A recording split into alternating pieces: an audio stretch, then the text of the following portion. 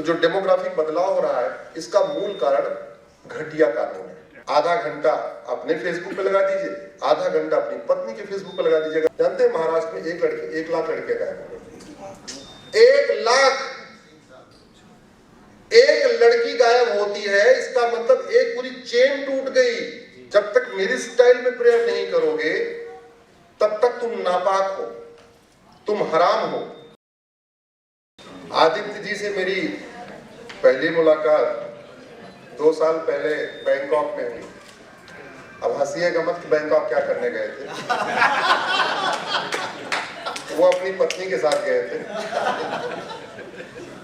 World Hindu Congress में हमारी मुलाकात थी। दूसरे दिन मेरा भी एक सत्र था और इनफैक्ट कई लोगों से वहां मुलाकात हुई वर्ल्ड हिंदू कांग्रेस में। यहाँ कई लोग बैठे हैं, मिश्रा जी बैठे हुए हैं, कई लोग बैठे हुए हैं। मैं इंजीनियर हूँ, इंजीनियरिंग करने के बाद लॉ किया और वर्ल्ड हिंदू कांग्रेस में मेरा टॉपिक था टेम्पल इकोनॉमी। और उसके बाद मिश्रा जी ने एक और कार्यक्रम किया था नेशनल स्टॉक एक्सचेंज में, हाँ, वो भी विषय टेम्पल इकोनॉमी था। मैंने आदित्य जी से पूछा कि ऑडियंस कौन है, तो बहुत बोले इंटेलेक्चुअल है। तो इसलिए हमने कोई नोट्स नहीं बनाया, मैं सादा पन्ना लेके आया। आप इसके बाद हम आपको कुछ बताने नहीं आए, आपसे सीखने आए। तो एक काम करते हैं, आप सनातन के लिए क्या करते हैं बताएं तो भी अच्छा, नहीं बताना चाहें तो भी नहीं अच्छा। लेकिन अगर 1-1 मिनट के अंदर बताना शुरू कर दें, करते क्या है आप? जी,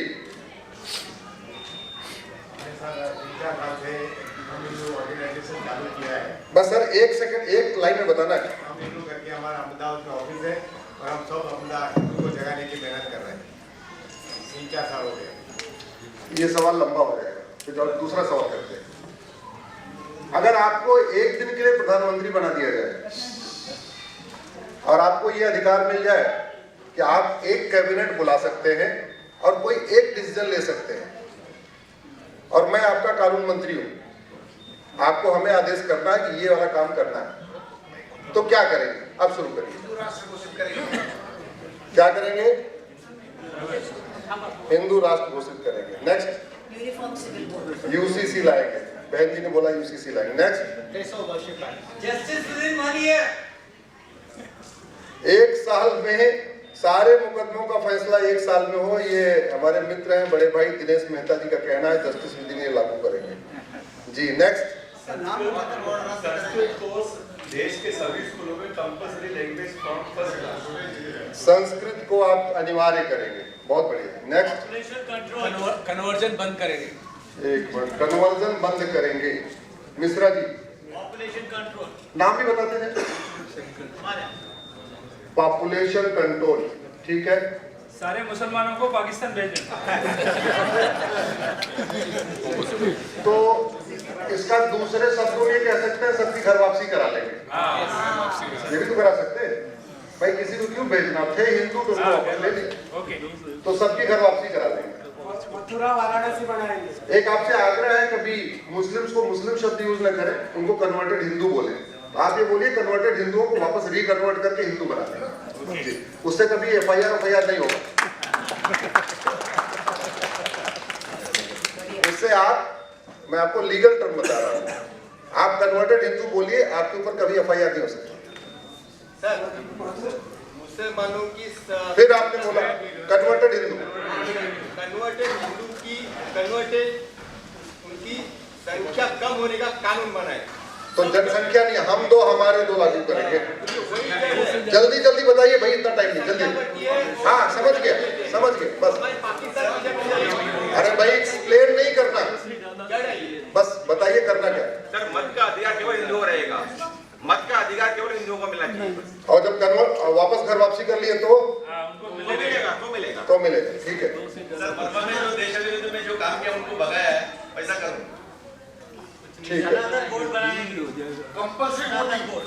कंपल्सरी वोटिंग करेंगे, वक्फ बोर्ड रद्द करेंगे। एक मिनट, सनातन बोर्ड बनाएंगे, कंपल्सरी वोटिंग करेंगे, भगवत गीता सिखाएंगे, मथुरा वाराणसी बनाएंगे वापस। काशी मथुरा को मुक्त कराएंगे। वक्फ बोर्ड Next. रद्द करेंगे। हाँ जी, वक्फ बोर्ड रद्द करेंगे।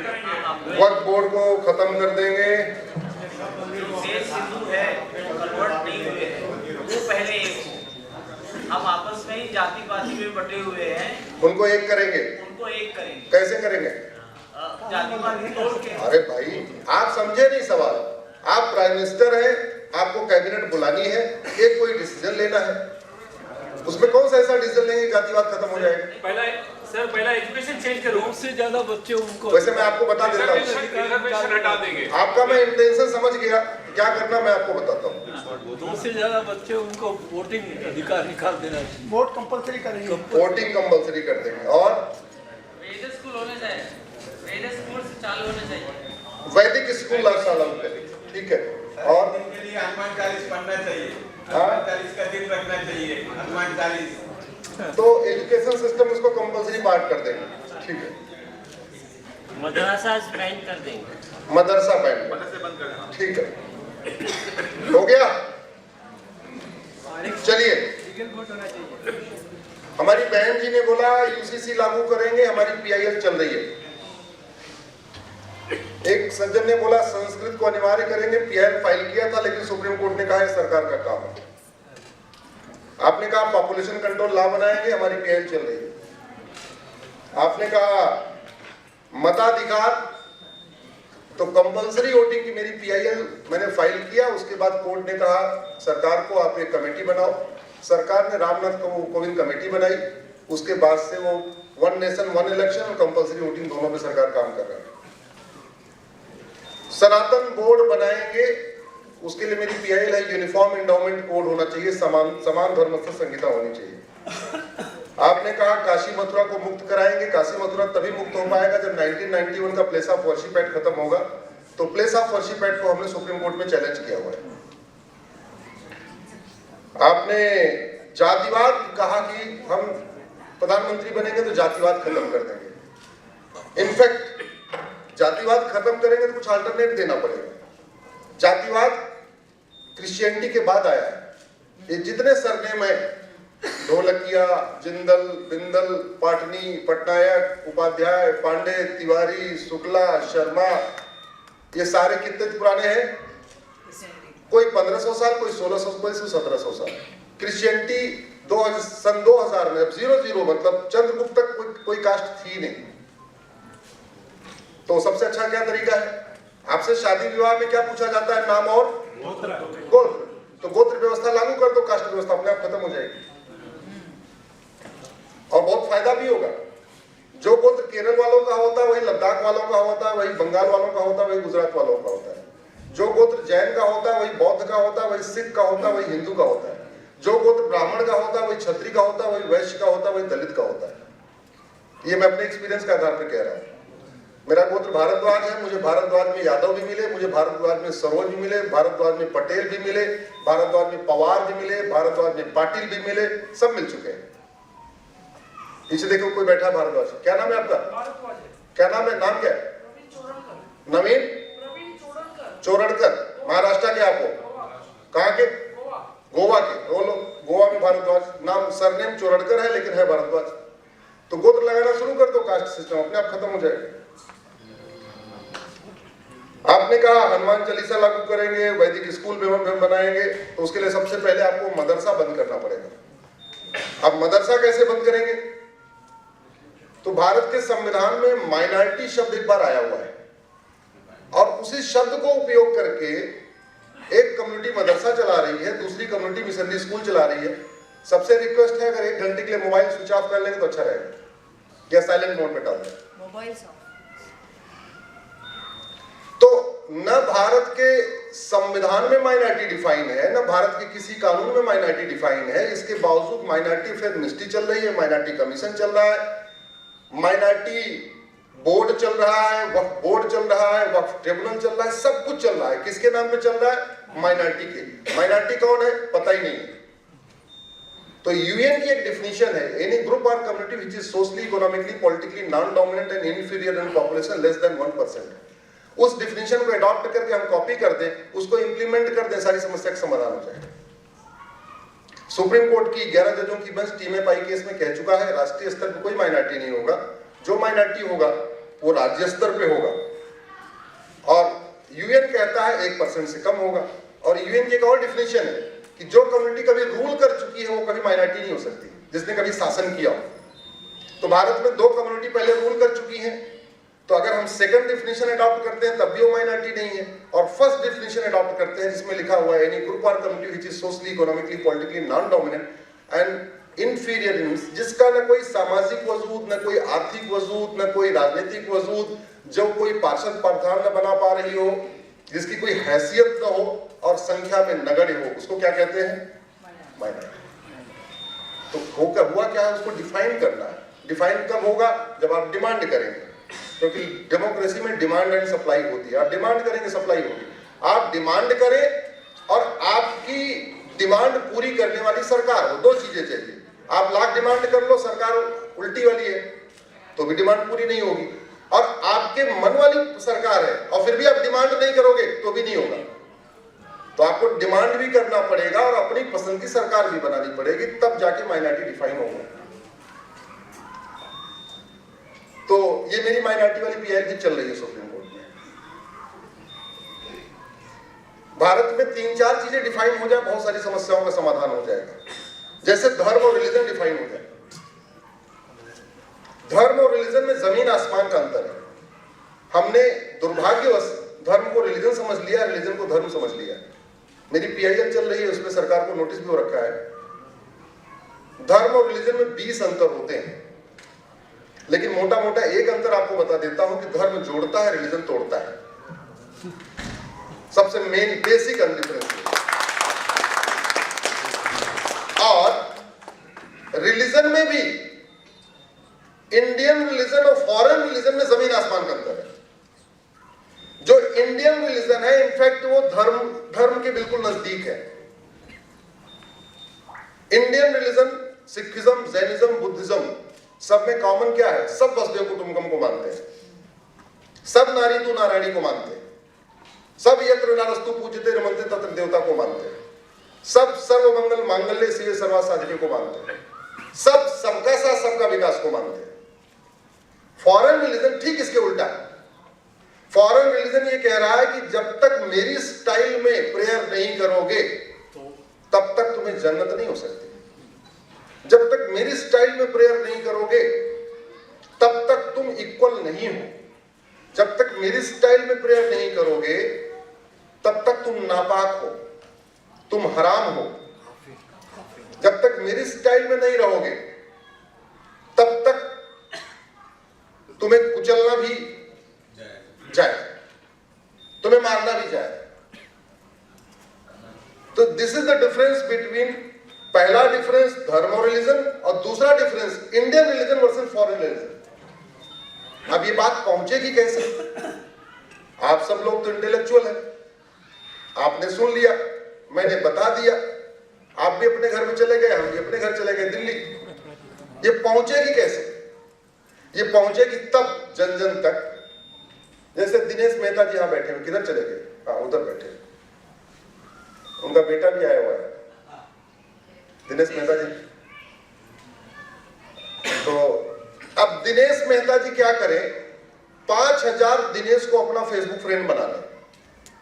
मेहता को नहीं, मेहता नाम से फ्रेंड नहीं बनाना। किसके नाम से बनाना? अपने नाम से। क्योंकि मेहता नाम से फ्रेंड बनाएंगे तो 5000 मेहता जोड़ पाएंगे, तो सारे मेहता गुजरात और राजस्थान वाले जुड़ जाएंगे। लेकिन दिनेश नाम से अगर 5000 लोगों को फ्रेंड बनाएंगे तो दिनेश केरल में भी मिलेगा, लद्दाख में भी मिलेगा, लक्षद्वीप में भी मिलेगा, गुजरात, बिहार, बंगाल, हर जगह दिनेश मिलेगा। दिनेश नाम से फ्रेंड बनाएंगे तो हिंदू भी दिनेश मिलेगा, जैन भी दिनेश मिलेगा, बौद्ध भी दिनेश मिलेगा और सिख भी दिनेश मिलेगा।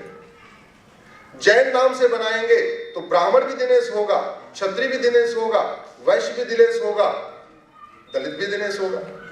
तो अगर 5000 दिनेश मेहता जी ने जो बात सुनी, उसको 5000 दिनेश को फ्रेंड बनाया और वहां लिखा, तो मुंबई से बैठे बैठे ये बात पूरे देश में 5000 दिनेश तक पहुंच गई और फिर सारे अपने अपने नाम से बनाना शुरू कर दिए।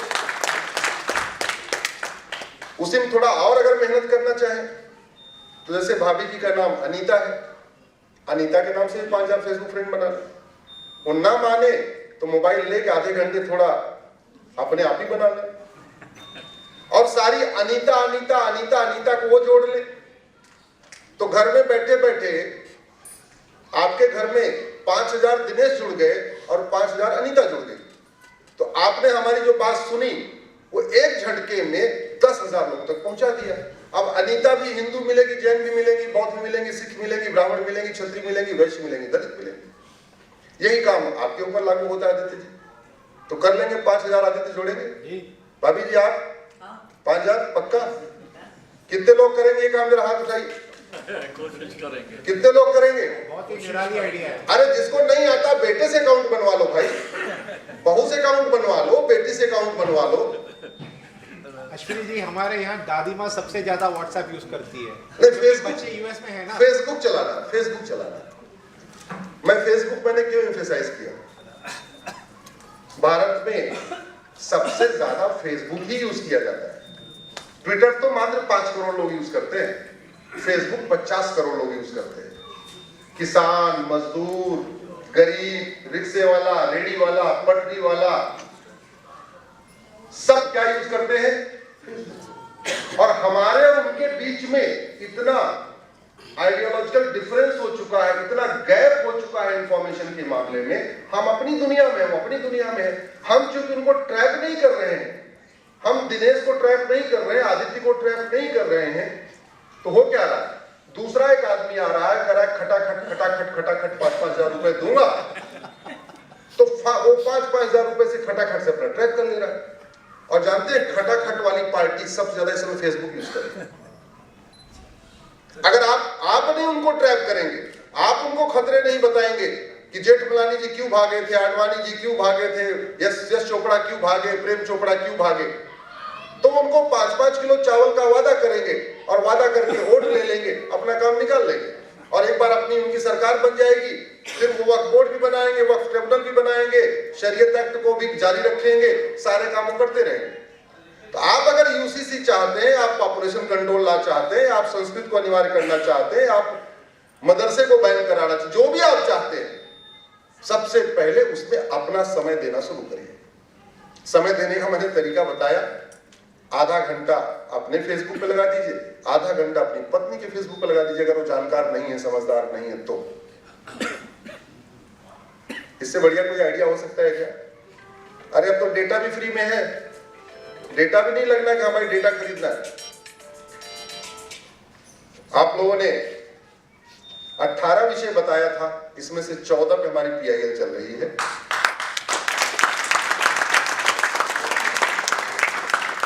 अब एक आपने कहा हिंदू राष्ट्र होना चाहिए, तो कुछ काम के लिए थोड़ा ऐसे नहीं करना होता, ऐसे करना होता। हमने संविधान में जो सेकुलर शब्द जोड़ा गया था उसको चैलेंज कर दिया है।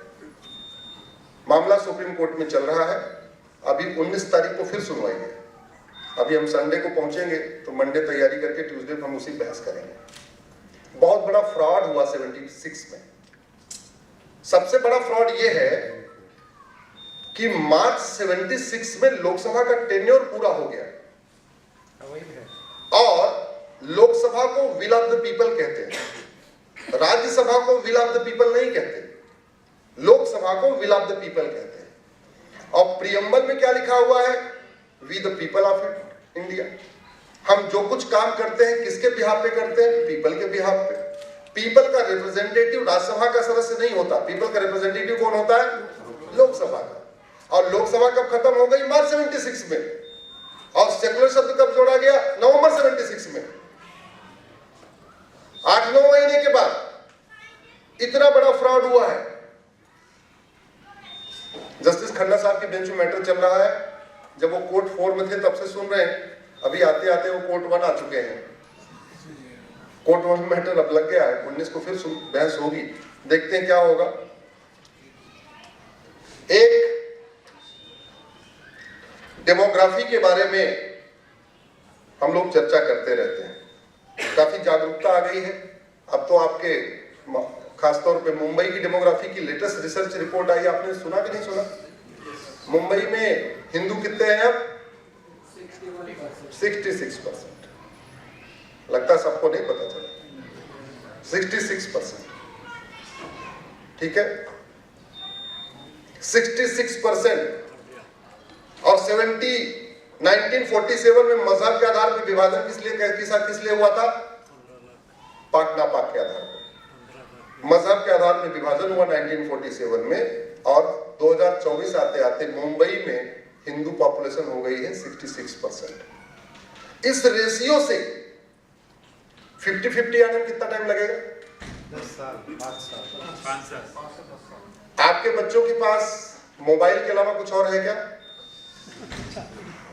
कुछ और चलाना आता है मोबाइल के अलावा? नहीं। शेष आप समझदार हैं, मैं ज्यादा कुछ नहीं कहूंगा। लेकिन हिंदू पॉपुलेशन कम होने का एक बहुत बड़ा कारण यह है कि पॉपुलेशन एक्सप्लोजन चल रहा है। आप में से कोई 5 बच्चे से ज्यादा वाला है क्या? कोई 5 से ज्यादा वाला कोई है? 4 से ज्यादा वाला कोई? 3 से ज्यादा वाला कोई? सारे हम दो हमारे दो। नहीं, हम दो हमारे एक हम दो हमारे एक। 1.98 है। हमारे 3 है। मैं 26 बच्चों वाला परिवार जानता हूं, 26 तक। और 15 से 20 के तो बहुत सारे फैमिली जानता हूं। जब मैं पीआईएल फाइल कर रहा था तो रिसर्च कर रहा था, तो सबसे बढ़िया तरीका होता है लोकसभा का वोटर लिस्ट उठा लो या विधानसभा के इलेक्शन समय जो वोटर लिस्ट उठा लो, वोटर लिस्ट उठा के देख लो कि क्या है, एक कुटुंब में कितने लोग हैं। आपको आइडिया लग जाएगा कि एक फैमिली कितने परिवार, एक कुटुंब कितने मेंबर है, दूसरे कितने मेंबर है, उससे आइडिया लग जाएगा। घुसपैठ, धर्मांतरण, जनसंख्या विस्फोट के कारण हम 9 राज्यों में खत्म हो चुके हैं और मेरी पीआईएल चल रही है। घुसपैठ, धर्मांतरण, जनसंख्या विस्फोट के कारण हम 800 जिलों में से 200 जिलों में खत्म हो चुके हैं। घुसपैठ, धर्मांतरण, जनसंख्या विस्फोट के कारण हम 6000 तहसीलों में से 1500 तहसीलों में खत्म हो चुके हैं। और ये सारा डेवलपमेंट पिछले 75 साल का है। तो जिस गति से हमने हाईवे बनाए हैं, एयरपोर्ट बनाए हैं, ये जो कुछ बनाया है, उसी गति से हम नीचे जा रहे हैं। ठीक वही स्पीड है, एकदम हाईवे वाली स्पीड से हम कम हो रहे हैं। 28 राज्य, 8 केंद्र शासित प्रदेश, टोटल हो गए 36 में से 9 राज्यों में खत्म, यानी 25% राज्यों में खत्म। 800 जिले में से 200 जिलों में खत्म, 25% जिलों में खत्म। 6000 तहसील, 1500 तहसील में खत्म, यानी 25% तहसील में खत्म। तो अब बचे 75%। मामला 80-20 का नहीं है, अब मामला ये 75-25 का हो चुका है। आपके मुंबई की डेमोग्राफी, मैं पिछले वाले कार्यक्रम में आया था तो भोजन के दौरान मैंने, कुछ हमारे लोग साथ में थे, मैंने ऐसे ही बोला था कि क्या हो सकता है, अच्छा हुआ कम से कम एक रिपोर्ट भी आ गई। इसको मैंने पिछले वाले कार्यक्रम में बोला था। 3 बड़े फैक्टर है और इसके अलावा कुछ और भी फैक्टर है हिंदुओं की जनसंख्या कम होने का। वो है घटिया कानून। डेमोग्राफी इंबैलेंस रोकने के लिए आप कानून के अलावा दूसरा कोई तरीका ही नहीं। आपको पॉपुलेशन कंट्रोल लॉ बनाना पड़ेगा। भारत के संविधान में लिखा भी है पॉपुलेशन कंट्रोल लॉ होना चाहिए। संविधान का शेड्यूल 7 लिस्ट 3 इंटी नंबर 28 खोल के देख लीजिए, बहुत साफ साफ लिखा हुआ है पॉपुलेशन कंट्रोल होना चाहिए। और पॉपुलेशन कंट्रोल हमारे जो कोई नई व्यवस्था नहीं है, आदिकाल में रही है। दुनिया में सबसे पहले यूनिफॉर्म सिविल कोड भगवान श्री राम ने लागू किया था, इसीलिए रामराज, पूरी दुनिया में गुड गवर्नेंस की बात होती तो रामराज्य की बात होती। उस जमाने में पॉलीगैमी हुआ करती थी, लेकिन उन्होंने बैन कर दिया था और प्रजा को स्पष्ट संदेश देने के लिए चारों भाइयों ने एक विवाह किया था। उस समय न बेरोजगारी की प्रॉब्लम थी, न मिलावटी दूध की प्रॉब्लम थी, सब कुछ था। दूध भी खूब था, फल भी खूब था, सब कुछ था, अनाज भी खूब था। इसके बावजूद यूसीसी लागू किया गया था। और भगवान श्री राम के 2 ही बच्चे, लक्ष्मण जी के 2 बच्चे, भरत जी के 2 बच्चे, शत्रुघ्न जी के 2 बच्चे। ये कोई ऐसे संयोग नहीं था। ये पॉलिसी थी। चलो राम, चूंकि देश संविधान से चलता है तो संविधान में भी लिखा हुआ है। और भारत की समस्याओं की रूट का एनालिसिस करिए तो 50% समस्याओं की का रूट का पॉपुलेशन एक्सपोजर। सरकार जब तक आपके टैक्स के पैसे से 2 करोड़ घर बनाती है, 10 करोड़ बेघर पैदा हो जाते हैं। तो बेघर पैदा हो जाते हैं तो आपका गला और दबा दिया जाता है, जीएसटी से, इनकम टैक्स से, टोल टैक्स से, रोड टैक्स से, वैट से, टीडीएस से। अल्टीमेटली जो 10 करोड़ 2 करोड़ घर बनाना है, किसके पैसे से बनाना है? जोर से बताइए। और आप कभी ऊ भी नहीं करते, आह भी नहीं करते, ये भी नहीं कह रहे भैया हमारा खून कितना चूसोगे, बंद करो। जमीन 2% है हमारे पास, पानी हमारे पास 4% है, जनसंख्या दुनिया की 20% हो चुकी है, अराजकता फैल रही है, शुद्ध दूध नहीं मिल पा रहा है, शुद्ध हवा नहीं मिल पा रही है, शुद्ध पानी नहीं मिल पा रहा है, शुद्ध फल नहीं मिल पा रहा है, शुद्ध सब्जी नहीं मिल पा रही है, शुद्ध आटा नहीं मिल पा रहा है, शुद्ध दाल नहीं मिल पा रही। कानून बनाओ, संविधान में लिखा हुआ है, लेकिन बोले कैसे? कई बार तो मुझे लगता है कि मानसिक खतना हो गया है। शारीरिक खतना भले नहीं हुआ है छत्रपति शिवाजी महाराज की कृपा से, लेकिन मानसिक खतना जरूर हो गया है। बोलते ही नहीं, और बोलेंगे तो ड्राइंग रूम में 2 लोग गुप गुप करके बैठ बोल लेंगे। अरे पब्लिकली बोलो, सांसद के सामने बोलो, विधायक के सामने बोलो। जो सांसद विधायक, उसको वेतन भत्ता गाड़ी बंगला तो आप ही देते हो ना, उसकी सिक्योरिटी का पैसा कौन देता है? आप देते हो, अपने घर से लाता है क्या? कोई पॉलिटिकल पार्टी देती है क्या? तो कहने में क्या दिक्कत है कि साहब कानून बना दो। दिल्ली वालों की एज 10 साल कम हो चुकी है। मैं पिछले 5-7 साल से जब भी मेरे पास सूचना आती है कि कोई सर्विस छोड़ गया, तो सबसे पहले पूछता हूं कितने साल के थे। मुझे 85 से ऊपर कोई दिल्ली में मिल ही नहीं रहा, सब 75 से 80 में जा रहे हैं। मूल कारण एयर पोल्यूशन, वाटर पोल्यूशन और फूड पोल्यूशन। न शुद्ध दूध मिल पा रहा है, न शुद्ध सब्जी मिल पा रही है, ऊपर से हवा इतनी गंदी पूछो ना। फेफड़े का कैंसर हो रहा है। अब फेफड़े का कैंसर किस लिए हो रहा है? एयर पोल्यूशन के कारण। एयर पोल्यूशन का रूट क्या आ जाए? Population exposure. दिल्ली का पूरा एरिया 75 लाख लोगों के लिए है, और दिल्ली में रह कितने रहे? 3 करोड़ लोग रहे, तो हवा तो गंदी होगी। जब आपकी जो क्षमता है उससे कई गुना आपका एक्स्ट्रा हो गया तो दिक्कत तो आएगी आएगी। लेकिन और भी कारण है। उदाहरण के लिए ये जो डेमोग्राफी बदल रही है, दूसरा डेमोग्राफी बदलने का मूल कारण है घुसपैठ। अब हमको ये तो समझ में आता है भाई घुसपैठ से डेमोग्राफी बदल रही है। मेरी पीआईएल भी चल रही है सुप्रीम कोर्ट में। जब मैंने 2017 में पीआईएल फाइल किया था, जब सारे राज्य सरकारों को नोटिस जारी हुआ था, उसमें 5 करोड़ घुसपैठिए थे। मैं रिपीट इसलिए सुप्रीम कोर्ट कर देता हूं क्योंकि सुप्रीम कोर्ट में हम जो फैक्ट देते हैं वो हम एफिडेविट के साथ देते हैं, और जब नोटिस होता है तो सरकार के पास ये ऑप्शन होता है कि वो कह दे फैक्ट गलत है।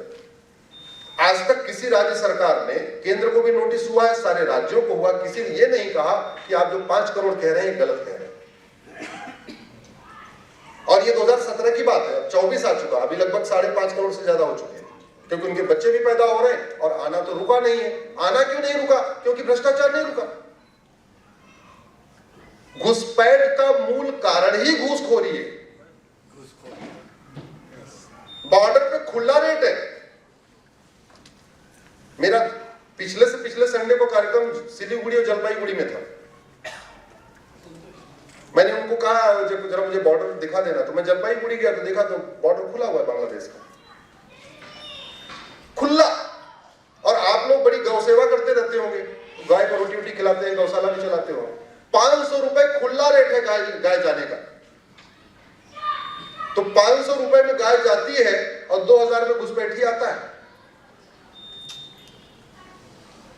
वहां पे ड्यूटी लेने के लिए मंत्रियों की सिफारिश लगती है, और जिसकी ड्यूटी मिल जा रही है वो 2-3 साल की ड्यूटी में बढ़िया अपना मालक या तो 2-4 अपने गांव में 2-4 बीघे जमीन खरीद लेता है, या कहीं शहर में बढ़िया मकान खरीद लेता है। गाय जा रही है और घुसपैठी आ रहे हैं। मूल कारण घूसखोरी। और घूसखोरी क्यों है? क्योंकि अब सजा मिलती नहीं है। सड़ी हुई कानून व्यवस्था। तो जो घुसपैठिए आ रहे हैं उससे डेमोग्राफी बदल रही है, और घुसपैठ का मूल कारण घूसखोरी है। तो जब तक घूसखोरी नहीं बंद होगी तब तक घुसपैठ नहीं बंद होगी, जब तक घुसपैठ नहीं बंद होगी तब तक डेमोग्राफी में जो बदलाव हो रहा है वो रुकेगा नहीं।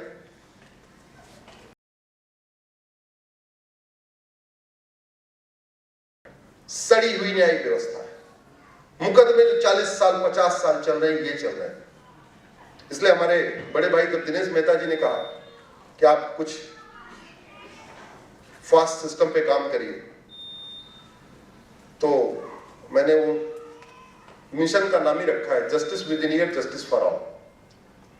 और मुकदमे लंबे क्यों चल रहे?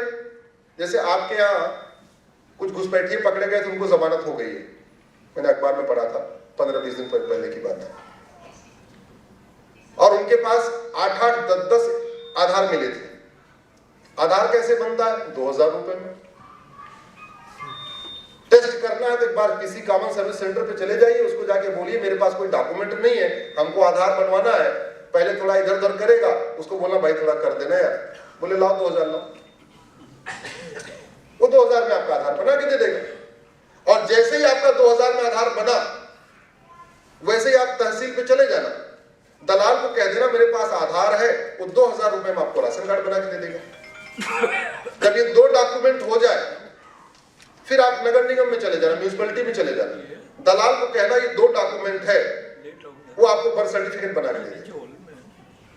जब 3 डॉक्यूमेंट हो जाए फिर आप चले जाना एसडीएम ऑफिस में, कहना ये 3 डॉक्यूमेंट है, हमको डोमिसाइल सर्टिफिकेट चाहिए। वहां दलाल खड़े हुए हैं, आपको 2000 रुपए लेंगे, आपको डोमिसाइल सर्टिफिकेट बनवा के दे देंगे। और जब 4 डॉक्यूमेंट हो जाए फिर एक काम करना, चुनाव के समय किसी न किसी को चुनाव लड़ना ही रहता है। जिसको पार्षद का चुनाव लड़ना उसको पकड़ लीजिए, जिसको विधायक चुनाव लड़ना उसको पकड़ लीजिए, उसको बता दीजिए मेरे पास 4 डॉक्यूमेंट है, मेरा वोटर आईडी में नाम है, हम आपको वोट देंगे, हम 100 लोग इकट्ठे हैं, वो आपको वोटर आईडी में नाम जुड़वा दे, कभी पूछेगा भी नहीं तुम हो कहां के रहने वाले। तो एक घूसखोरी के जरिए अंदर आए, दूसरा घूस दे दे के डॉक्यूमेंट बनवाया, बचा खुचा काम हमारे वोट जीवी नोट जीवी नेताओं ने कर दिया, आधार पर उनका वोटर आईडी नाम जुड़वा दिया। उसके बाद वो जनधन खाता खोल लेगा और आपके पैसे से जो 3 लाख रुपए मुफ्त मकान के लिए मिलते हैं प्रधानमंत्री आवास योजना के अंतर्गत, पहली किस्त 3 लाख रुपए का अपना मकान का ले लेगा। लागत कितनी आई? 12,000 रुपए। भारत के अंदर आने और 4-5 डॉक्यूमेंट बनवाने की लागत कितनी आई? 12,000। और तत्काल जनधन खाता खोला और जनधन खाते खोल के उसमें प्रधानमंत्री आवास योजना का 3 लाख रुपए आ गए। वो पैसा किसका? 3 लाख। ओ भगवान, ये भी कहने में अरे जोर से बोलो, हमारा पैसा है, पब्लिक का, हिंदुओं का। हाँ exactly, he is a chartered accountant, he knows better. 95% tax देता कौन है? GST 95% Hindu, income tax 95% Hindu, road tax, toll tax, VAT, TDS Hindu. तो आपके पैसे से जो दे रहे हैं उससे घुसपैठियों को मुफ्त में मकान मिल रहा है। 5 किलो चावल मिलता है पर हेड, पर परिवार नहीं। और एक घुसपैठियों का 10-10 आदमी का परिवार होता है तो 50-50 किलो उनको गेहूं हर महीने बोरी भर भर के गेहूं भी मिल रहा है। और लाड़की बहना भी मिल रहा है। किसान सम्मान निधि मिल रही है क्योंकि उनके वोटर आईडी तो बन गई, जमीन तो है ही नहीं है। अब जिसके पास जमीन नहीं है उसको ये मान लिया गया वो तो किसान है, तो वो किसान है तो किसान सम्मान निधि मिल रही है। अटल बीमा पेंशन मिल रहा है। अब जैसे आपकी धारावी अब बदलने वाली है तो हो क्या रहा है कि जो जो लोग धारावी में रहेंगे उनको सबको मिलेगा मकान। एक योजना है ना, जहां झुग्गी वहां मकान, झुग्गी के बदले मकान। तो अभी ये मान के चलिए कि धारावी में 50% लीगल है, 50% इलीगल है। तो जैसे उनको मकान मिलेगी वो 100% क्या हो जाएंगे? लीगल। क्योंकि बिजली का कनेक्शन जो मकान बनाएगा उसको देना है। तो अभी उनके पास अगर डॉक्यूमेंट नहीं भी है तो उनको बिजली का कनेक्शन मिल जाएगा मकान में, तो उनको एक तरीके से 100% लीगल होगा। ऐसा खेल केवल भारत में ही चलता है। और भारत में क्यों चलता है? क्योंकि यहाँ कानून व्यवस्था सड़ी हुई है, यहाँ न्यायिक व्यवस्था सड़ी हुई है। मुकदमों का फैसला 50 साल 40 साल में होता है, 10-15 साल तो डिस्ट्रिक्ट कोर्ट में चलता है, 10-12 साल हाई कोर्ट चलता है, फिर 10 साल सुप्रीम कोर्ट चलता है। इस बीच में आधे विटनेस टूट जाते हैं, और फिर विटनेस करेगा क्यों? आदमी को क्या पड़ी जब बार बार उसको गवाही देखा, भाई ये बांग्लादेशी बांग्लादेशी बांग्लादेशी, पता चला जो गवाही देना शुरू किया वो कहीं उसका ट्रांसफर हो कहीं और चला गया, तो सबूत के अभाव में और छूट जाता है। और किसको इतनी हेडेक? मैं पब्लिकली कई बार कह चुका हूं, आज फिर से रिपीट कर रहा हूं, क्योंकि ये वीडियो माननीय सुप्रीम कोर्ट के जजों तक पहुंचेगा, 100% पहुंचेगा। जज साहब का परिवार मार्केटिंग करने गया हुआ है, और उसके सामने एक आतंकवादी किसी की गोली मार के हत्या कर देता है। विटनेस कौन है? जज साहब की फैमिली। क्या जज साहब की फैमिली कोर्ट में जाके बयान देगी क्या? जोर से बोलिए जरा। तो जज साहब के समझना चाहिए कि जब हमारा परिवार जिसने देखा है गोली मारते हुए वो जाके गवाही नहीं देगा, तो आम जनता कहां से गवाही देगी? क्यों चक्कर रखा हुआ है गवाही का? ये गवाही का कॉन्सेप्ट रखा किस लिए? अरे ब्रह्मोस बना लिया, अग्नि बना लिया, परमाणु बम बना लिया, आईफोन आ गए, क्या क्या नहीं हो गया, मोबाइल बन गया। क्यों नहीं narco polygraph brain mapping system लागू करो, टेस्ट कर लो, तीनों में टेस्ट में कंफर्म हो जाए, उसको सजा दे दो। क्यों सबसे दुश्मनी क्यों करवा रहे हो? और इस जुडिशियस घटिया जुडिशियस सिस्टम के कारण क्या हो रहा है? दुश्मनी बढ़ रही है। दुश्मनी कैसे बढ़ रही है? गांव में 100 लोग रहते हैं, जमीन पे कब्जा कौन करता है? गरीब या दबंग? जोर से बोलिए जरा। दबंग। एक दबंग ने एक गरीब के जमीन पे कब्जा कर लिया, तो झगड़ा कितने लोगों में हुआ? 2 में। अभी बाकी 98 एक है, अभी वो बटे नहीं है। बाकी 98 अभी एक है, बटे नहीं है। अब दबंग ने कब्जा कर लिया, तो गरीब क्या करेगा? अपने साथ वालों को, गरीबों को इकट्ठा करेगा, लाठी वाठी लेके, भाई चलो हम अपनी जमीन खाली करवाएंगे।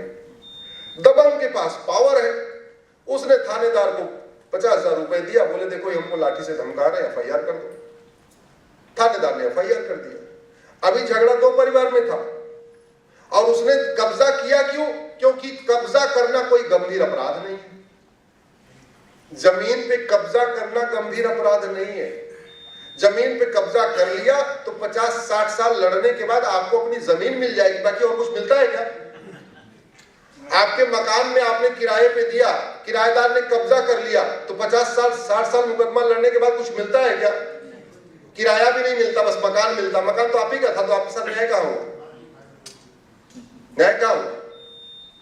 यूके में हारी हुई पार्टी जीती हुई पार्टी की पूरी फीस देती है। आज भी जो लोग यूके के जुडिशियल सिस्टम को जानते हैं उनको पता है, यूके में आप हारे हैं इसका मतलब आप झूठे हैं, और आप झूठे हैं तो आपने सामने वाले को परेशान किया, तो उसका जो साल 6 महीने टाइम लगा वो पूरा पैसा आप ही को देना है। इसलिए जीती हुई पार्टी की वकील का खर्चा हारी हुई पार्टी देती है, ये वहां सिस्टम है। और मुकदमा लंबा चलता नहीं। मुकदमा यहां लंबा क्यों चलता है? क्योंकि झूठी शिकायत गंभीर अपराध नहीं है, झूठा FIR करना गंभीर अपराध नहीं, झूठी गवाही देना गंभीर अपराध नहीं, झूठा एफिडेविट फाइल करना गंभीर अपराध नहीं, झूठा मुकदमा करना गंभीर अपराध नहीं, झूठा आरोप लगाना गंभीर अपराध नहीं। तो लोग झूठी शिकायत भी कर रहे हैं, झूठा। अब वहां क्या हुआ? दबंग ने झूठा आरोप लगाया कि हमको लाठियों से मारने के लिए धमकाने आया था, और पुलिस ने FIR दर्ज कर दिया। अब मामला बढ़ा आगे। दबंग के पास पैसा था, उसने थानेदार को दिया 1-2 लाख रुपए, चार्जशीट भी अपने फेवर की लगवा लिया, हाँ भाई धमकी दे रहे थे। तो जहां अभी गांव में 2 लोगों में झगड़ा था, अब पूरा गांव 2 फाड़ हो गया। आधा गांव दबंग के साथ, आधा गांव गरीब के साथ। वो बंट गया। और कब तक बंटा रहेगा? जब तक ये पूरा मुकदमा चलेगा। मुकदमा कितने दिन चलेगा? 40 से 50 साल। और बंट क्यों रहा है? क्योंकि दबंग अपने पक्ष में गवाही करवा रहा है और गरीब अपने पक्ष में गवाही करवा रहा है। तो 20 गवाह इधर से 20 गवाह उधर से, पहले झगड़ा 2-2 का था, अब झगड़ा 22-22 का हो गया। यह है सड़ी हुई न्यायिक व्यवस्था, ये सड़ा हुआ कानून। तो जो भारत में डेमोग्राफी, जो हम बटे हुए हैं, उस बटने में बहुत वैसे बांटता है कौन, पहले बताइए कौन बांटता है? जोर से बोलिए जरा। जिसको पार्षद का चुनाव लड़ना, जिसको प्रधान का चुनाव लड़ना, जिसको विधायक का लड़ना, जिसको सांसद का लड़ना, वो क्यों बांटते हैं? क्योंकि पॉलिटिक्स सबसे प्रॉफिटेबल बिजनेस है। 5 करोड़ लगाओ, 5 साल में 50 करोड़ कमाओ। इतना तो शेयर मार्केट में भी रिटर्न नहीं आता जितना है यहाँ पे। वैसे 20 करोड़ लगता है शुरी जी। मैं रेशियो बताया कि 5 लगाओ 50 कमाओ, 20 लगाओ 100 कमाओ, एक ही बात। सारी जिंदगी पेंशन खाए। तो केवल ये कहने से कि बटोगे तो कटोगे बात नहीं बनेगी, पहले बांटने वालों का आपको इलाज करना पड़ेगा, फिर बात बनेगी। भाई बांटने वाले कौन? कश्मीर का 2 परिवार, हरियाणा का 2 परिवार, पंजाब का 2 परिवार, यूपी का 2 परिवार, महाराष्ट्र के 2 परिवार या 3 परिवार मान लो, ठीक है, 2.5 परिवार, ठीक है, महाराष्ट्र का 2.5 परिवार, तमिलनाडु का 1 परिवार, तमिलनाडु का 1 परिवार, केरल का 1, बंगाल के 1.5 मान लो, ठीक है। तो कुल मिला के कितने फैमिली हमें जो पूरे 100 करोड़ हिंदुओं को बांट रखे हैं? मुश्किल से 25, मुश्किल से 25। जस्टिस विद इन ईयर लागू कर दो, इनके मुकदमे फटाफट इनकी सुनवाई करा दो, इनके फटाफट इनको जेल भेजना शुरू करो, शांति आ जाएगी कि नहीं? वो खटाखट लॉन्च क्यों करता है? 1-1 लाख रुपए दूंगा, क्योंकि झूठ बोलना अपराध नहीं है। वो झूठा वादा करना गंभीर अपराध नहीं। झूठा, आज तक किसी पॉलिटिशियन को झूठा प्रॉमिस करने के कारण किसी को जेल वेल हुई क्या? हुई? तो झूठा वादा कर रहे हैं। मैं आपके सामने पूरी जिम्मेदारी के साथ कहता हूं, भारत की 80% समस्याओं का समाधान केवल नियम और कानून को बदल के किया जा सकता है। 80%, बाकी जो 20% है उसको समाज कर रहे हैं। हम जो अपने कार्यक्रम में कहते हैं ना, अपने धार्मिक कार्यों में, धर्म की, जोर से बोलिए, धर्म की, अधर्म का, प्राणियों में, विश्व का। जानते हैं इन चारों में सबसे इंपॉर्टेंट फैक्टर क्या है? अधर्म का नाश। धर्म की जय करने से अधर्म का नाश नहीं होगा। गाय को रोटी खिलाने से गाय नहीं बचेगी जब तक आप काऊ स्मगलर को जेल में नहीं डाल दोगे। गाय को रोटी खिलाना धर्म की जय करना है, और गाय तस्कर को जेल में डालना अधर्म का। तो गाय बचाने के लिए दोनों काम करना पड़ेगा, गाय को रोटी भी खिलाना पड़ेगा और गाय तस्कर को जेल में भी डालना पड़ेगा। हमारे देश में गाय को रोटी तो खिलाई जा रही है, लेकिन गाय तस्कर को जेल में नहीं डाला जा रहा। मैंने कहा ना 25 परिवार हैं, और मैं गारंटी के साथ कहता हूं ये भारत छोड़ के भाग जाएंगे। जिस दिन हमने नियम कानूनों को ठीक से बदला, ये 25 के 25 परिवार भारत छोड़ के भाग जाएंगे। क्यों भाग जाएंगे? किसी के पास 10,000 करोड़ की प्रॉपर्टी है, किसी के पास 15,000 करोड़ की प्रॉपर्टी है।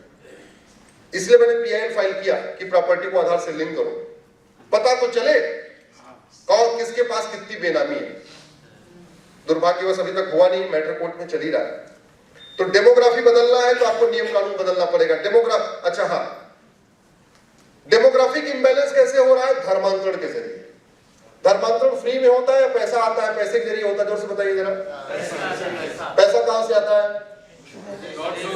NGO और वो कुछ खाड़ी देशों से हवाला के जरिए आता है, कुछ वेस्ट कंट्री से FCRA के जरिए आता है, और तीसरा जो सबसे बड़ा पैसा पैदा होता है वो भारत में ड्रग के जरिए पैदा होता है। ड्रग का सारा पैसा कन्वर्जन में जा रहा है। तो हमारा डबल लॉस, हमारा लड़का नशेड़ी भी हो गया, हमारा धन भी जा रहा है और हमारा धर्म भी जा रहा है। तो अगर हम धर्मांतरण रोकना चाहते हैं तो हवाला के खिलाफ कठोर कानून बनाना पड़ेगा, विदेशी फंडिंग के खिलाफ कठोर कानून बनाना पड़ेगा, FCRA को खिलाफ कठोर कानून पड़ेगा, और नशा तस्करों को फांसी देने के लिए कानून बनाना पड़ेगा। जिस दिन मैं कानून मंत्री हुआ, जैसे आप प्रधानमंत्री थे, मैं पहला काम करूंगा, सिंगापुर का कानून ले आऊंगा भारत में। सिंगापुर में ड्रग स्मगलर्स को 6 महीने के अंदर फांसी होती है, 6 मंथ। सनातन धर्म के लिए बहुत बड़ा खतरा है। और बड़े प्लान में एक बार आप देख लीजिएगा, स्कूल कॉलेज में जो ड्रग पहुंचाई जा रही है वो टारगेट करके नाम दे के पहुंचाई जा रही है। और वो उनका प्रयोग सफल भी हुआ पंजाब में। पंजाब में उन्होंने फ्री में ड्रग बांटा और जब वो वहां की यंग जनरेशन नशेड़ी हो गई, उसको कन्वर्ट किया और उनके पेरेंट्स को भी मजबूर किया। वो बच्चा जब नशेड़ी हो गया, खुद ही अपने माता पिता को बोला तुम भी कन्वर्ट हो जाओ, नहीं रहेंगे। ये खतरा है। जब तक नियम कानून नहीं बदलेंगे बातें नहीं बनेंगी। केवल नारेबाजी से, इससे उससे ना कुछ नहीं होगा। वो तो बहुत है।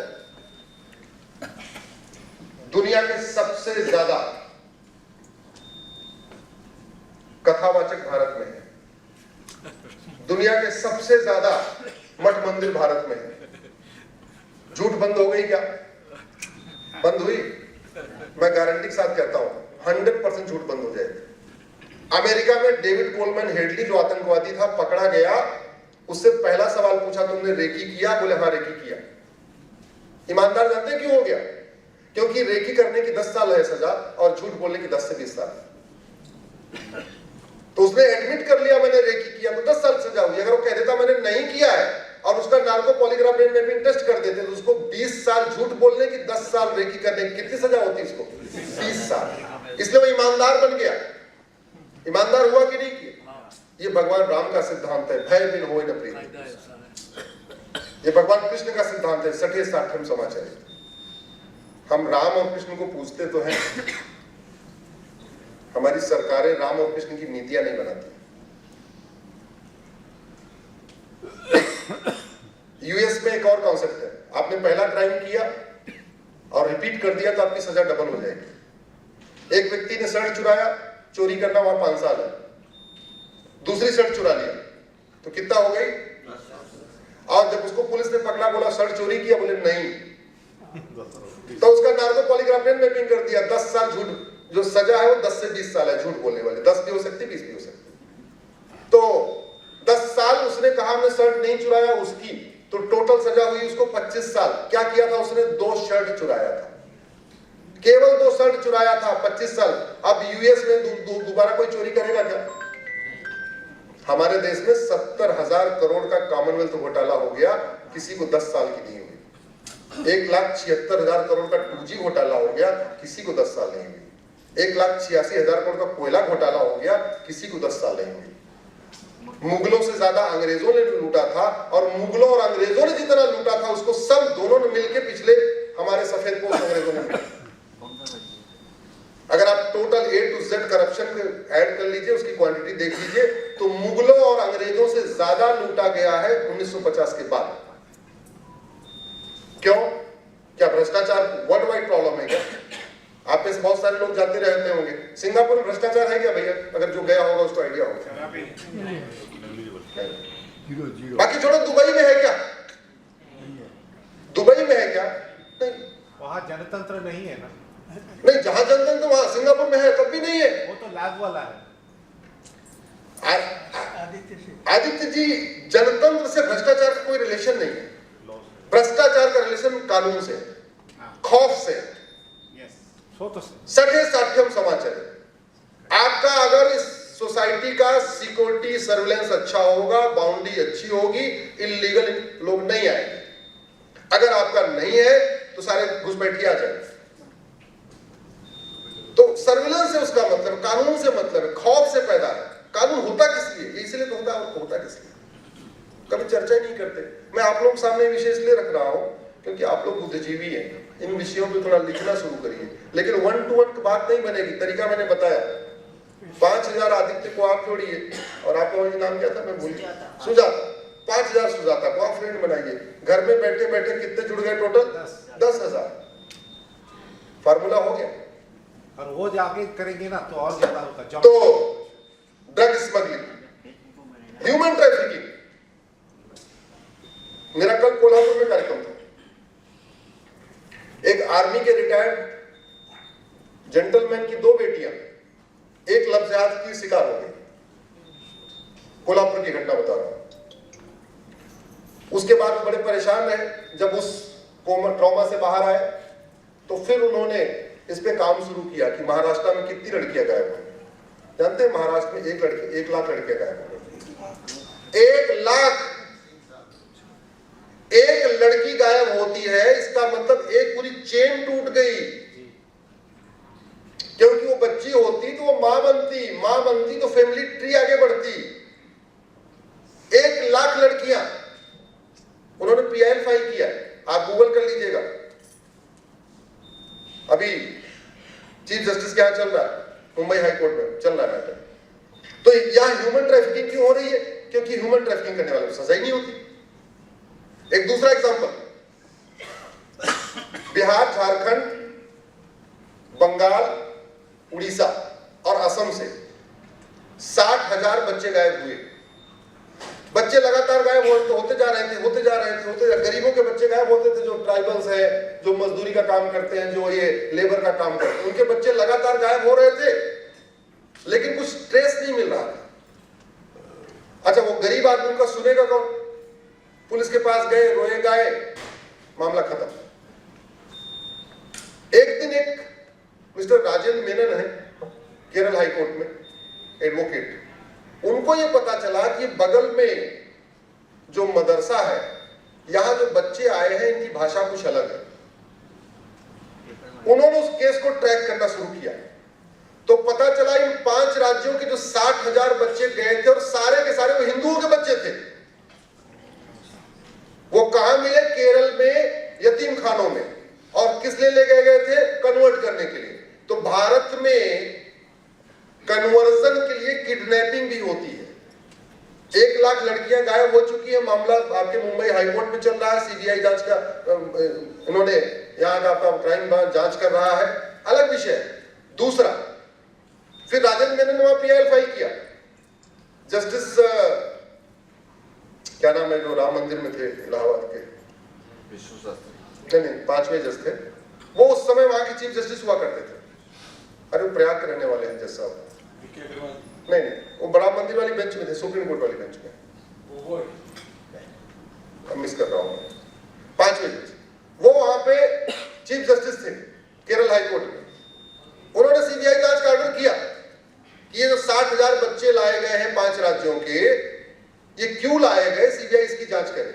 तो जानते हैं केरल की सरकार सुप्रीम कोर्ट भाग के आई उस हाई कोर्ट के फैसले को स्टे करवाने।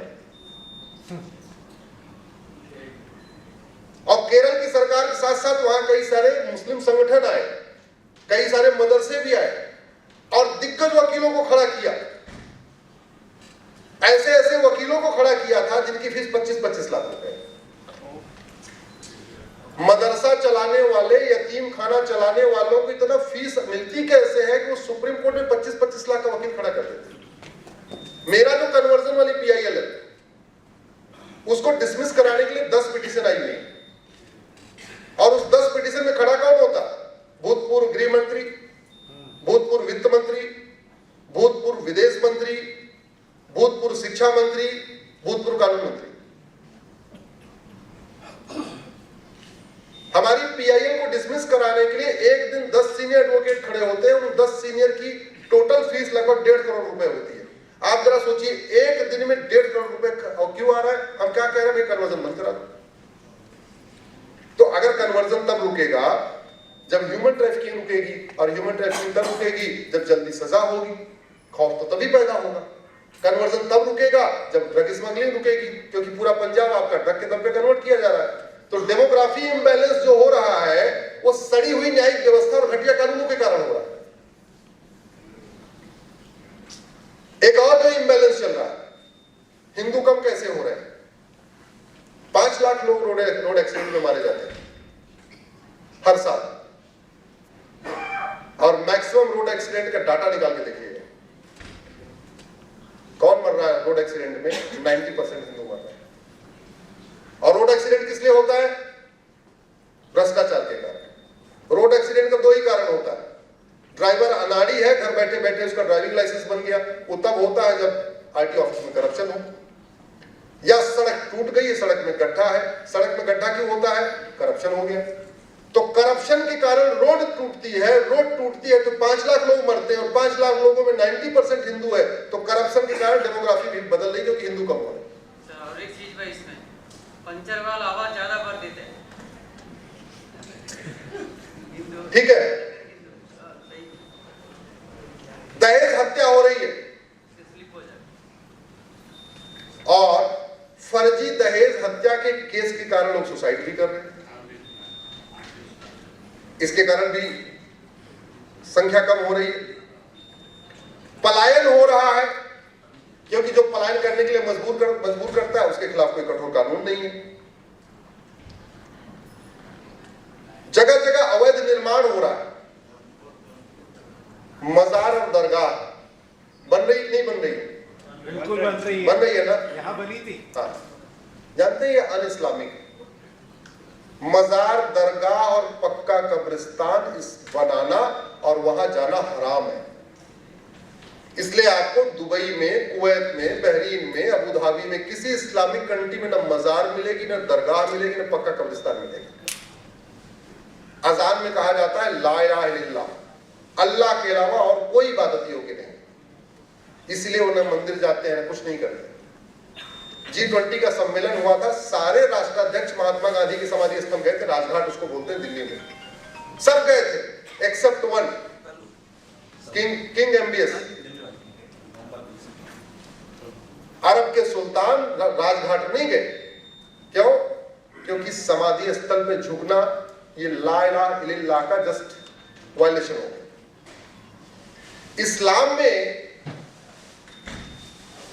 माता पिता का पैर छूना भी हराम है। आप नोटिस करिएगा, बड़ों का पैर छूना ही हराम है। केवल एक ही जगह झुकना है। किसके सामने झुकना है? अल्लाह। इसलिए माता पिता का पैर नहीं छूते। तो फिर सवाल यही है कि मजार में किसके जाके सामने मत्था टेक रहे हैं, दरगाह में किसके सामने जाके मत्था टेक रहे हैं? और वैसे भी वहां मत्था टेकने वाले मैक्सिमम कौन है? मतलब समझ में नहीं आता। जिसके हनुमान जी मदद नहीं करेंगे, विष्णु भगवान नहीं मदद करेंगे, लक्ष्मी जी मदद नहीं करेंगे, वो भूले खाओ, फूले खाओ, फन्ने खाओ, कहां से मदद कर देंगे? या चिश्ती, जो भी है, लेकिन चल रहा है। भारत की कोई भी समस्या, मैं बार बार कहता हूं, लाइलाज नहीं है। वाई एनालिसिस करिए। आप लोग इंटेलेक्चुअल हैं, किसी भी प्रॉब्लम की फिर 5 बार वाई लगाइए। 5वें वाई में आपको मिलेगा कि कानून घटिया है, न्यायिक व्यवस्था सड़ी हुई है, पुलिस व्यवस्था सड़ी हुई है। टाइम हो गया।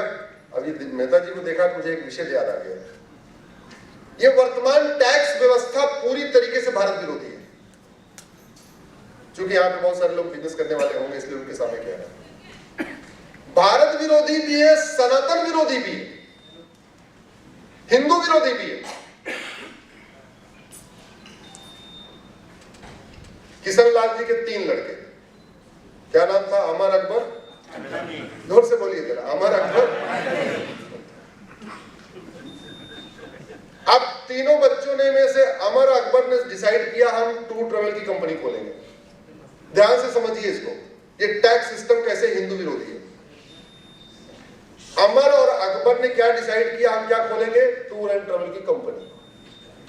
दोनों भाइयों ने कहा हम 10-10 गाड़ी चलवाएंगे, 10-10 इनोवा चलवाएंगे। अमर के 2 बच्चे और अकबर के 10। तो अमर के 2 ही बच्चे, तो उसको 8 ड्राइवर भी हायर करना पड़ेगा। अकबर के तो खुद ही 10 थे, तो ड्राइवर हायर नहीं करना। अब अमर को 10 गाड़ी चलाना है, बच्चे 2 ही हैं, गाड़ी 10 खरीदना है, तो अपने 2 बच्चों के नाम पे 10 गाड़ी नहीं खरीद सकता पीली पट्टी के लिए। फिर क्या करना पड़ेगा? उसको टूर एंड ट्रेवल कंपनी बनानी पड़ेगी। और जब टूर एंड ट्रेवल कंपनी बनाएगा तो जीएसटी के दायरे में आ जाएगा। टूर एंड ट्रेवल कंपनी बनाएगा, इनकम टैक्स के दायरे में आ जाएगा। जीएसटी के दायरे में आ गया और इनकम टैक्स के दायरे में आ गया तो आदित्य जी से थोड़ी मदद भी लेनी पड़ेगी, सीए भी रखना पड़ेगा। और वहीं अकबर को 10 बच्चे थे, 10 गाड़ी लिया, सबके नाम पे एक खरीद दिया, पीली पट्टी लगवाया नहीं उसने। अब पीली पट्टी नहीं लगवाया तो इंश्योरेंस भी कम हो गया उसका। इधर अमर को इंश्योरेंस भी ज्यादा देना पड़ रहा है क्योंकि पीली पट्टी का इंश्योरेंस ज्यादा होता है। तो इधर अमर को एक ऑफिस भी खोलना है, जीएसटी देना है, इनकम टैक्स देना है, इंश्योरेंस ज्यादा देना है, इनकम टैक्स से जीएसटी वालों से होली दिवाली थोड़ा अपना मिठाई का डब्बा भी पहुंचाना है, और अकबर को कुछ नहीं करना। तो नतीजा क्या हुआ? अमर 12 रुपए पर किलोमीटर से नीचे जाएगा तो उसको नुकसान हो जाएगा, लेकिन अकबर 10 रुपए पर किलोमीटर भी गाड़ी चलाएगा तो भी उसको फायदा रहेगा। अब इसका नतीजा क्या हुआ? सारे क्लाइंट जिनको गाड़ी चाहिए अमर के पास जाएंगे, अगर अकबर के पास जाएंगे, जोर से बोलिए जरा, जो 10 रुपए में गाड़ी दे रहा है। तो धीरे धीरे अमर अपनी दुकान बंद करेगा और जो अमर के क्लाइंट थे वो भी अकबर के पास चले जाएंगे। इसलिए मैंने पीआईएल फाइल किया, सारा टैक्स खत्म करिए, ये income tax, GST, toll tax, road tax सब खत्म करिए। भारत में आप सिंगल बैंकिंग ट्रांजैक्शन टैक्स लागू करिए, एक्सपेंडिचर टैक्स लागू करिए, आप जो नाम देना हो नाम दे दीजिए। और जब भारत की जीडीपी 40% हुआ करती थी कौटिल्य के समय, चाणक्य के समय में, तो भारत में 1 नेशन 1 टैक्स था। ये दुनिया भर के टैक्स नहीं थे। ये दुनिया भर का जो टैक्स है ये हमारे लिए अच्छा नहीं है। अब अल्टीमेट हो क्या रहा है? किसके घर में ज्यादा पैसा आ रहा है, अमर के अकबर में? अकबर के। तो स्वाभाविक सी बात है, अब अकबर 10 गाड़ी से 12 गाड़ी, 14 गाड़ी, 15 गाड़ी भी बढ़ा लेगा और अमर की दुकान धीरे धीरे बढ़ जाएगी। यही हालत ढाबों की है, यही हालत टूर एंड ट्रेवल कंपनी की है, यही हालत food and supply chain company की है। ऐसे बहुत सारे बिजनेस हैं जो ग्रेजुअली हमारे हाथ से शिफ्ट होते चले जा रहे हैं क्योंकि हम सरवाइव नहीं कर सकते उस कास्ट के ऊपर। हाँ, एक्सपेंडिचर टैक्स हो तो ठीक है, जो जितना खर्च करेगा भाई। अब अमर भी 3000 रुपए की शर्ट खरीदेगा तो वो भी अपना 1% या 2% देना तो अमर भी देगा, अकबर भी देना तो अकबर भी देगा। जब खर्च करने के इनकम पे कोई पैसा ही नहीं, आपका टैक्स ही नहीं है, केवल एक्सपेंडिचर पे है, दोनों बराबर बड़ा टैक्स देंगे। देखते हैं सरकार क्या करती है। हमने तो अपने हिस्से की लड़ाई तो मैं लड़ रहा हूं, अब आपको अपने हिस्से की लड़ाई लड़ना है। कुछ नहीं करते तो बोलिए, नहीं बोल सकते हैं तो लिखिए, नहीं लिख सकते हैं तो कम से कम सांसद विधायक से मिलिए, वो भी नहीं कर सकते तो कम से कम हमारा मनोबल बढ़ाते रहिए।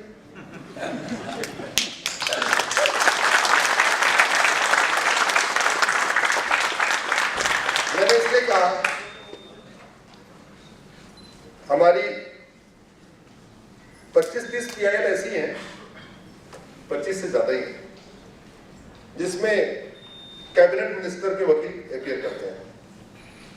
हमारी कुछ पिटीशन ऐसी हैं जिसमें जमीयत उलमा हिंद और पर्सनल लॉ बोर्ड हमारी फिक्स पार्टी है, हम उसको पार्टी बनाते नहीं है, वो अपने आप आके बन जाते हैं इंटरव्यू। हमने 4 शादी चैलेंज किया, दोनों आके बन गए। हमने हलाला चैलेंज किया, फिर दोनों आके बन गए। हमने मुताह को चैलेंज किया, दोनों आके बन गए। हमने मिस्यार चैलेंज किया, दोनों आके बन गए। हमने कन्वर्जन चैलेंज किया, 10 आके बन गए। क्रिश्चियन भी बहुत सारे ऑर्गेनाइजेशन आके बन गए। ठीक है, हमने तलाके हसन चैलेंज किया, आ गए। तलाके हसन आ गए, तलाके इज्जत आ गए, तलाके बाइन आ गए, तलाके किनाया आ गए। और हमारी पीआईएल का विरोध करने वाले दिल्ली में बढ़िया ऑफिस बना लिए हैं और मर्सिडीज से घूम रहे हैं, और हम वैगनार से चलते हैं। और वो वैगनार भी हमारी नहीं, वो वैगनार भी आप ही लोगों ने मिलकर खरीदवाया है। हमारा ड्राइवर भी किसी ने दिया हुआ है। भगवान करे योगी जी को लंबी उम्र दे, उन्होंने गलत भी दे दिया है तो हमें उसका भी पैसा नहीं देना।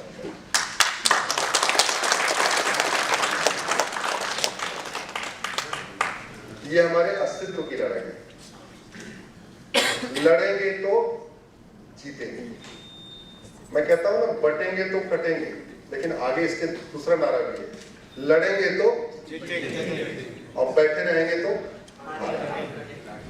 सबको लड़ना पड़ेगा, अपने अपने हिस्से की लड़ाई लड़ना पड़ेगा। और मैं आपको डरा नहीं रहा हूं, सबसे बड़े टारगेट पे महाराष्ट्र है, और महाराष्ट्र में जो सबसे बड़े टारगेट पे आपका मुंबई है। भारत के पहले 2 बिजनेस सेंटर थे, कराची और मुंबई, जो भारत की आर्थिक राजधानी हुआ करता था।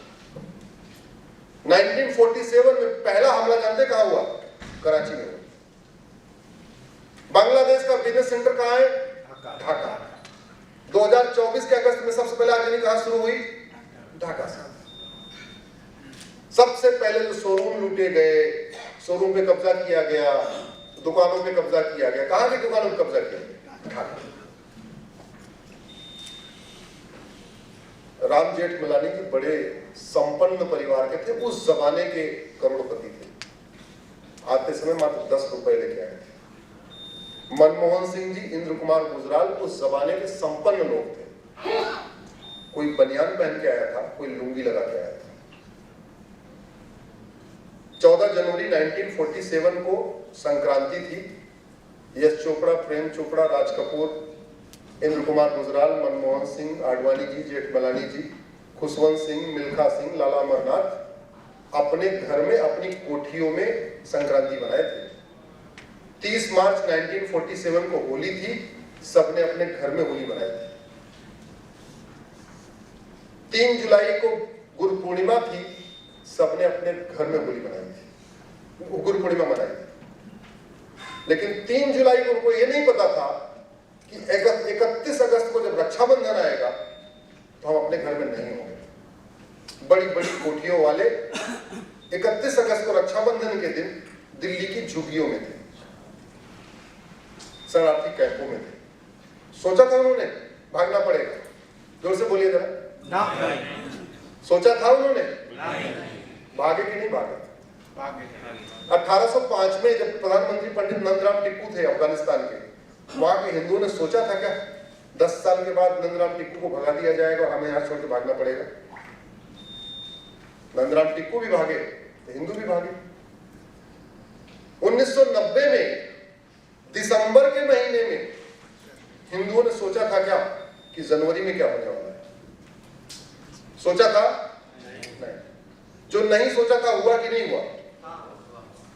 2024 के जुलाई में ढाका के हिंदुओं ने सोचा था क्या कि अगस्त में क्या होने वाला है? सोचा था? और जानते हैं क्या हुआ?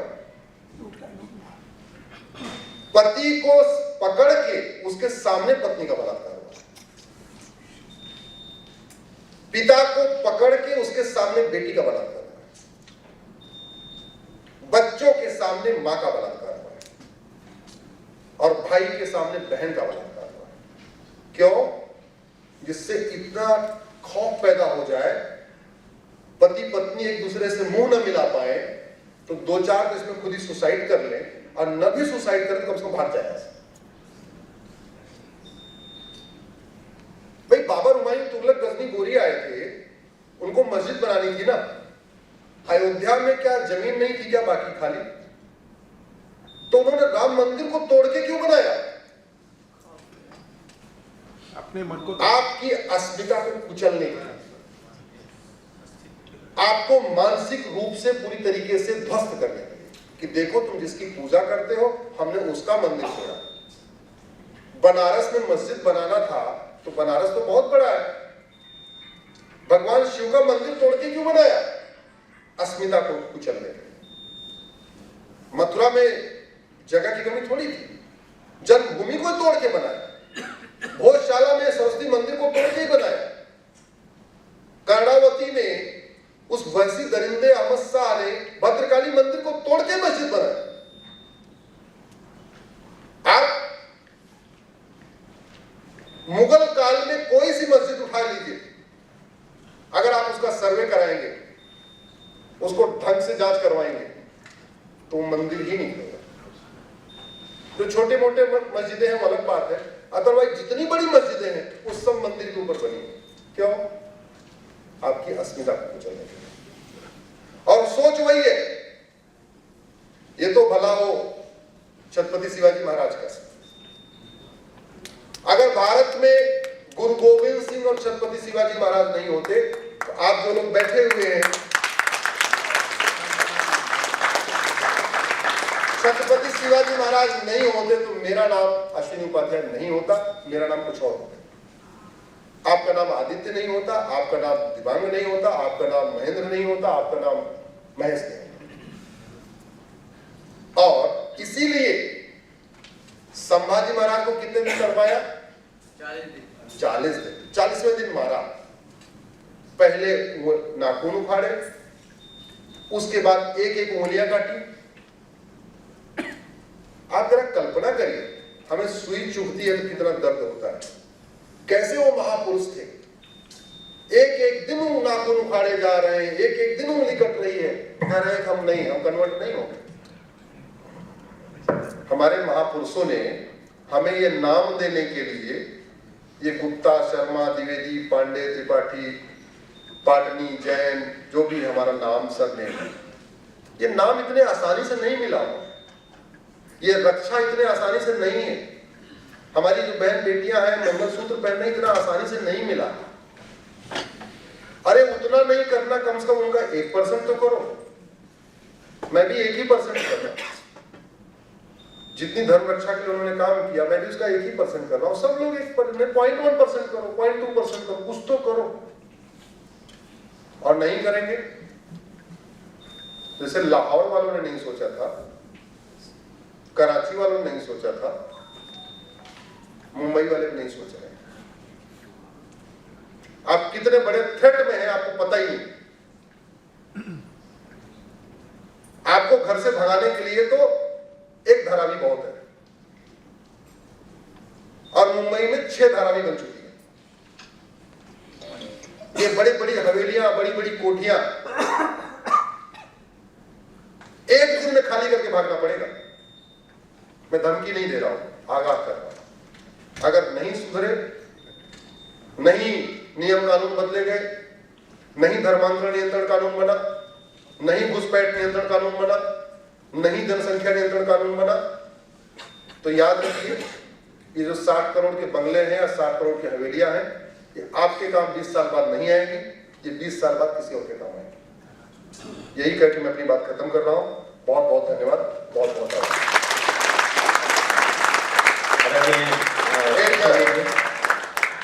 क्या सर, थोड़ा सा सबके मन में बहुत आपने हलचल मचाई है। पिछले 89 मिनट से आप एक जैसे बंदूक की गोलियां निकलती है, वैसे एक एक शब्द निकला है। टाइम काफी हो चुका है यार, 8:15 हो गए, कहाँ बचा जी।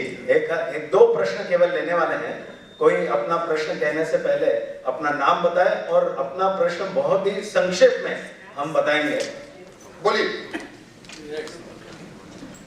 अश्विनी जी ने जो कुछ कहा, हम लोग उससे उत्साहित तो नहीं है। सवाल ये था कि हमारी गवर्नमेंट पिछले 11 साल से है, कुछ चीजों आपने बताया था वो बदल सकता है, कानून तो बदल सकता था, वो कोर्ट भले न बदले, जजमेंट आए या ना आए, लेकिन बहुत से आपने लो हैंगिंग फ्रूट बताया, वो क्यों नहीं हुआ?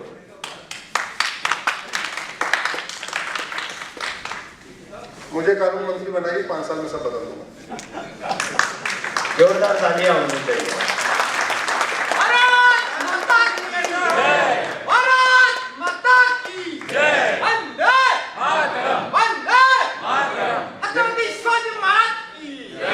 यही कह सकता हूं, क्योंकि जब तक सुप्रीम कोर्ट में तब तक PIL कर रहा हूं। अगर संसद में चला जाऊंगा तो कानून बना दूंगा। यही कर सकता हूं। बस एक और प्रश्न आखिरी हो सकती है, 100% हो सकती है। मैंने PIL फाइल किया था और सरकार को डायरेक्शन दिया, आप बनाओ, कर सकते हैं। एक प्रश्न। हेलो, जो पॉलिटिकल पार्टीज फ्रीबीज अनाउंस कर रही है इलेक्शन के पहले, उसके लिए कोई IT में कुछ कर सकते हैं, हम लोग कुछ कर सकते हैं? नहीं, आप कुछ नहीं कर सकते, हमने किया हुआ। गूगल करिएगा, freebies Ashwini Upadhyay Supreme Court में PIL करिए। Okay, thank you. समय बहुत हो चुका है और केवल एक महिला से कोई यदि पूछना चाहता है तो नहीं, ठीक है। जैसा कि आप जो काम कर रहे हैं वो तो बहुत बड़ा काम कर रहे हैं। देश का विभाजन मुस्लिम और हिंदू के माध्यम से हुआ। क्या हम ये समाज को वोट की राजनीति से मत देने के लिए मतदाता से दूर कर सकते हैं क्या? क्योंकि ये इसका एक हल है। सारी जड़ जो है उनको खुश करने में लगी हुई है। ये यदि विभाजन का मूल कारण है तो मुस्लिम समाज जो है उसको हम मतदाता से क्यों नहीं दूर कर सकते? कोई व्यक्ति पेट में ना हिंदू होता है, ना मुस्लिम, ना पारसी, ना ईसाई। वो किस घर में पैदा होता है और पैदा होने के बाद क्या पढ़ता है उससे डिपेंड करता है कि वो हिंदू बनता है कि मुस्लिम की, पारसी या ईसाई। 25 सालों की मैं देख रहा हूं जब सुप्रीम कोर्ट में केस आता है, मुझे आज तक कोई जैन परिवार बलात्कारी नहीं मिला, कोई जैन परिवार हत्यारा नहीं मिला, कोई जैन परिवार एक्सटॉर्शन करने वाला नहीं मिला। जानते हैं क्यों? क्योंकि इसकी फूड हैबिट डिफरेंट है। अगर केवल खान पान को बदलने से जैनी बलात्कार नहीं करते, हत्या नहीं करते, एक्सटॉर्शन नहीं करते, मर्डर नहीं करते, एक काम करते हैं जो हर्षद मेहता करते थे, बाकी दूसरा नहीं करते। ठीक है, तो इसका मतलब खान पान को बदल दिया जाए तो बहुत कुछ बदल जाएगा। खान पान कैसे बदलेगा? शिक्षा से। शिक्षा कैसे बदलेगी? तरीका आपको बता दिया। माइनॉरिटी डिफाइन कर दीजिए। वो जो माइनॉरिटी के नाम पे मदरसे मिशनरी स्कूल बंद हो जाएंगे। यूनिफॉर्म एजुकेशन लागू कर दीजिए। One nation one education board, one nation one syllabus, one nation one curriculum. Mahendra Turkiya ji का सबसे फेवरेट टॉपिक है एजुकेशन सिस्टम इनका। हमारे मित्र हैं, हमारे बड़े भाई हैं और आप जुहू में ही रहते हैं। एक बार जरा खड़े हो जाइए तुरकिया साहब, आपका दर्शन हो जाए। मैं मुंबई आता हूँ तो तुरकिया साहब के घर पे रुकता हूँ। यूनिफॉर्म एजुकेशन इसका सोल्यूशन है। पेट में कोई कुछ नहीं होता, उसकी अपब्रिंगिंग कैसी है, उसकी एजुकेशन कैसी, उससे मदरसा बंद हो जाए तो शांति आ जाएगी, और मदरसा नहीं बंद हुआ तो हम खत्म हो जाएंगे, ये गारंटी है। अब मदरसा बंद करने का एक ही तरीका है, माइनॉरिटी को डिफाइन कर दिया जाए। कुछ नहीं करना, कॉन्स्टिट्यूशन में कोई अमेंडमेंट नहीं करना, केवल माइनॉरिटी का ही कुछ लिखा ही नहीं है, माइनॉरिटी को डिफाइन करिए, सब गायब हो जाएंगे। जानते फिर माइनॉरिटी बचेगा कौन? यहाँ यहूदी बचेंगे, पारसी बचेंगे, और कोई माइनॉरिटी होगा ही नहीं। तो ठीक है, यहूदी पारसी अपना स्कूल खोलते रहेंगे, उससे कोई फर्क नहीं पड़ेगा। फिर आराम से भारत में अगर राइट टू एजुकेशन लागू हो सकता है तो उसमें एक इक्वल शब्द जोड़ के राइट टू इक्वल एजुकेशन भी लागू हो सकता है। समान शिक्षा लागू हो सकती है, और समान शिक्षा आज नहीं, भगवान श्री राम के दादाजी ने लागू किया था, राजा रघु ने लागू किया था। हम लोग जब चौपाई सुनते हैं ना, रघुकुल रीति सदा चली आई, प्राण जाए पर वचन न बचाई। राजा रघु ने यूनिफॉर्म एजुकेशन सिस्टम लागू किया था। इसलिए बाद में दशरथ, राजकुमार, सुमंत, नाविक के लड़के एक ही स्कूल में पढ़े थे, और बाद में दोस्ती हो गई तो दशरथ जी ने उनको मंत्री बना दिया। उस समय यूनिफॉर्म एजुकेशन था, इसलिए भगवान श्री राम और निषाद राज, एक छत्री राजकुमार बड़े घर का, एक निषाद प्रयाग का गरीब, दोनों एक स्कूल में पढ़े, दोस्ती हो गई। उस समय यूनिफॉर्म एजुकेशन था, इसलिए कृष्ण और सुदामा एक ही स्कूल में पढ़ते थे। तो अगर हम सामाजिक समरसता लाना चाहते हैं, सर्वधर्म सर्वपद संभाव फैलाना चाहते हैं, तो हमें यूनिफॉर्म एजुकेशन पे जाना पड़ेगा, दूसरा और कोई तरीका नहीं। तो ये जो प्रश्न रवि जी ने किया था उसके एक्सटेंशन है कि माइनॉरिटी में तो डिफाइन करना है कॉन्स्टिट्यूशन में, सिंपली कॉन्स्टिट्यूशन नहीं, कानून में लाके डिफाइन कर देना है उसको। वो भी नहीं किया हमने, मतलब इतना हम नहीं कर सकते। तो एक बात तो ये है। दूसरी बात ये कि मैं वो इसलिए नहीं कर सकते क्योंकि अश्विनी उपाध्याय ने सुप्रीम कोर्ट में पीआईएल फाइल किया, लेकिन आम जनता ने नहीं कहा कि वोटर आईडी को डिफाइन करो, माइनॉरिटी को डिफाइन करो। जब देश भर से 1 करोड़ अश्विनी उपाध्याय की आवाज निकलेगी तब काम होगा, हमारे अकेले से नहीं होगी। हम तो कोर्ट में लड़ेंगे, सुप्रीम कोर्ट में लगेगा, ठीक है, सरकार को नोटिस हो जाएगी, सरकार चुपचाप बैठ जाएगी। आपको आगे बढ़ाना पड़ेगा। जी धन्यवाद, बहुत बहुत धन्यवाद। एक बार सब लोग खड़े हो जाए। मैं आगे कुछ बोलूंगा, आपको जोरदार तरीके से बोलना है, हमें चाहिए आजादी। क्या करना है आपको? हमें चाहिए आजादी। ये ज्यादा बढ़िया है या भारत को बचाना है? कौन सा अच्छा लग रहा है आपको? भारत को बचाना है, ठीक है। तो सब लोग पीछे पीछे बोले भारत को बचाना है, जोर से बोले, ऐसा बोले कि आपकी आवाज सुप्रीम कोर्ट, संसद, हाई कोर्ट, विधानसभा इतना पहुंच जाए, और वहां पहुंचे ना पहुंचे लेकिन यहाँ जरूर पहुंच जाए, तो आपकी आवाज रिकॉर्ड इसी से हो रही है। गद्दारों को भगाना है